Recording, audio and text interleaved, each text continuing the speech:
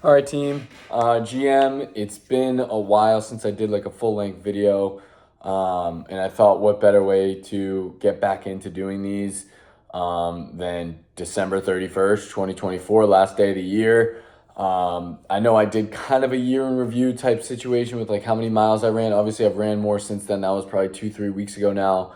Um, but just an unbelievable year in the sport. Two marathon distances, both sub 3 hours, which I'm super, super proud of myself about. Just a ton of hard work, um, a lot of hours. Like honestly, when it comes down to like if I were to tell myself like what to do to obtain the goals that I just had achieved, or if you're someone following along that wants to be a sub 3 hour guy or girl, just run more. Like just surround yourself with runners. That's like the biggest thing. I think that was the biggest cheat code for me was like when you surround yourself with runners, you look forward to the Tuesday 6 a.m. workout. You look forward to the Saturday morning long run at 6 a.m. or 5:30 a.m. Um, these are things that it's hard to do on your own. And I've done bits and pieces on my own when I was up here in Canada. A good part of August heading into, meat and potatoes of my Chicago training block. I was on my own just up and down the canal, and it was a lot harder than showing up on Thursday and shutting your brain off and just running with the group. So um, I would say that's the biggest cheat code, but kind of just wanted to go through a couple things. Number one, the Garmin coaching plan. So I have tentatively put a 5 to 6 week training plan into the Garmin. I didn't put it in, I scheduled it. I put a 120 goal pace or goal time for the Miami half, which is, I don't think, even close to attainable for me, to be quite candid. But, excuse me, we shoot for the stars. And I look at it and I'm like, okay, and I've said this in a couple of my shorts.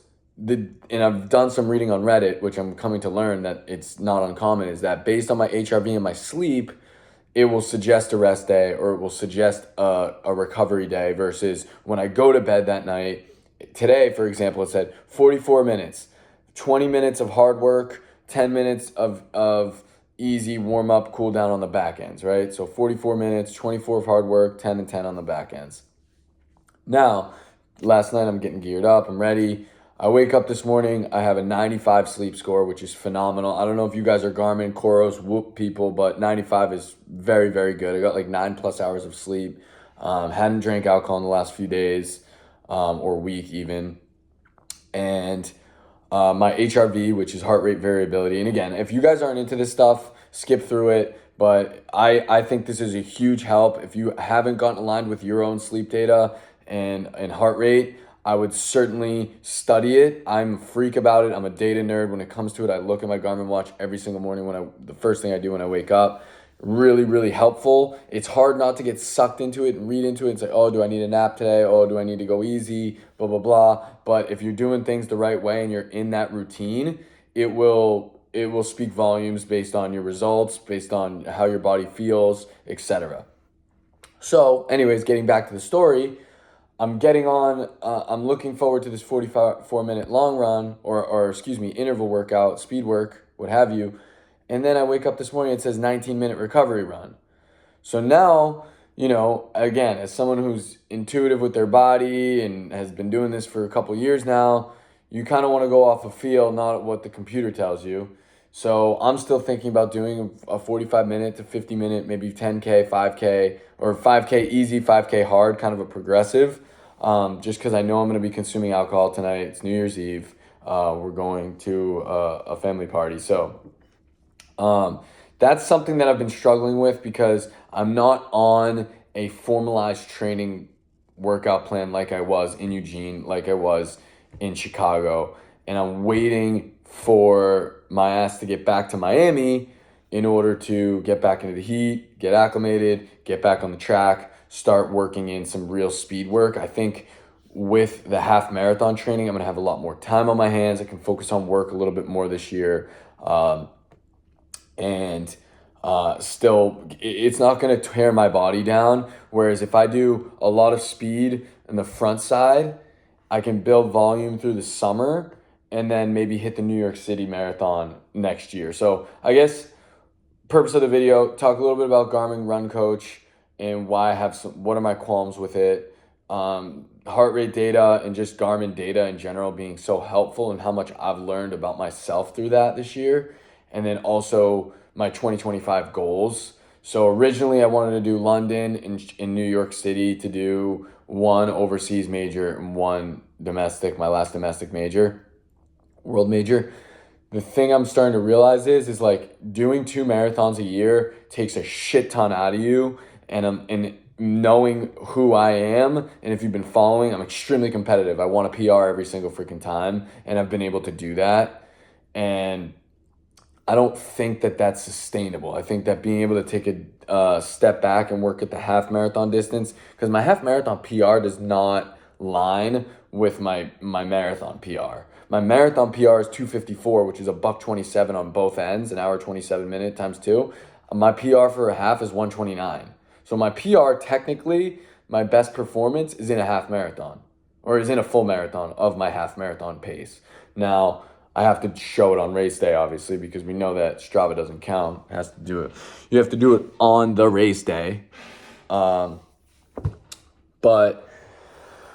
anyways, that's the goals. I think there's Miami half marathon, which is February 2nd. There's another marathon in Miami in March, the 305 half, that I did not do last year. I had my sister's white coat ceremony. And then there's the KB half, which is in April. So if I can stay home, which is hard for me to do because I'm always on a freaking plane, if I can stay home from January, February, March, April, like 3 to 4 months, 3.5 months, and crush those 3 in the heat and hopefully get better at each one, maybe end up around a 122, 120 in the heat, that would really be a confidence builder heading into the summer and having 24 weeks or 6 months from June, July, August, September, October, November, 6 months to prep for New York City, which reminds me, I have Alzheimer's, which is, no, I don't have Alzheimer's, the End Alzheimer's donation partner that I worked with in Chicago. I'm working to get on their team again in New York. I haven't heard anything from them. Obviously, it's the holidays now. It's been very slow. But that's more or less the goals for me next year.